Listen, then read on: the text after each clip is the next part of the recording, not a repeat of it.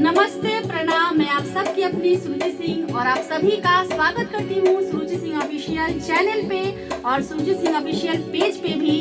हमेशा की भांति आज भी मैं आप लोग के बीच बहुत ही प्यारा सा पारंपरिक एक छोटा सा झूमर सुनाने आई हूँ। और जैसे कि आप लोग मेरे लाइव गाने को और मेरे चैनल पे ढेर सारा अपना आशीर्वाद कर देते हैं, और मैं चाहती हूँ कि मैं अपना चैनल पे लाइव गाना आप लोग को सुनाऊं, जो कि हमारी माताएं बहनें गांव देहात में गाती है पारंपरिक गीत, चाहे झूमर हो, सोहर हो, जो भी हो पारंपरिक हो। तो चलिए, आज भी बहुत ढेर दिन बाद मैं आज फिर से आप लोग के बीच एक छोटा सा झूमर सुनाने के लिए आई हूँ। तो अच्छा लगे तो मेरे चैनल को सब्सक्राइब कर दीजिएगा और बेल आइकन को जरूर दबा दीजिएगा कि जो भी लाइव सॉन्ग वीडियो जो भी गाँव जाए तो सबसे पहले आप लोग के पास सबसे पहले नोटिफिकेशन पहुंचे। तो आइए स्टार्ट करते हैं। दाल बनवनी, भात बनवनी, भुजिया अचार हो। दाल बनवनी, भात बनवनी, भुजिया अचार हो।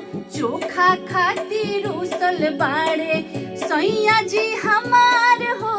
चोखा खातिर उसल बाड़े सैया जी हमार हो।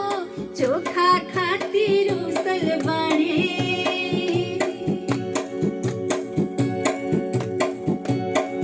बनाई उनाई जब चहलनी बाजार हो। बनाई उनाई जब चलनी बाजार हो। लोगावा पूछेला हमके के हाँ तोहार हो।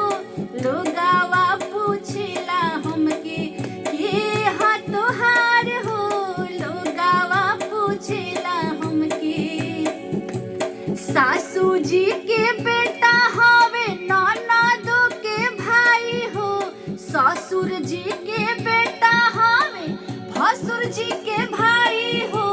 इहे मोटी लगनु हवे पियावा हमार हो।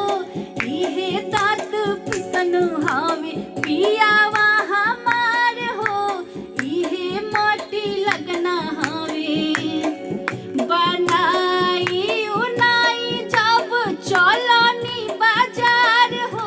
बनाई उनाई जब चलनी बाजार हो। बाजार के लोगवा पूछे के हाँ तोहार हो। बाजार के लोगवा पूछे के हाँ तोहार हो।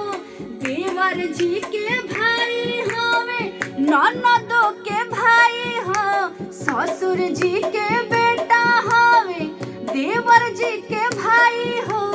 इहे माटी लगना हवे पियावा हमार हो। इहे माटी लगना हवे राजा जी हमार हो। इहे माटी लगना हवे। आप लोग को अगर ये मेरा झूमर अच्छा लगे तो प्लीज आप लोग मेरे वीडियो को लाइक कीजिएगा और चैनल को सब्सक्राइब जरूर कीजिएगा।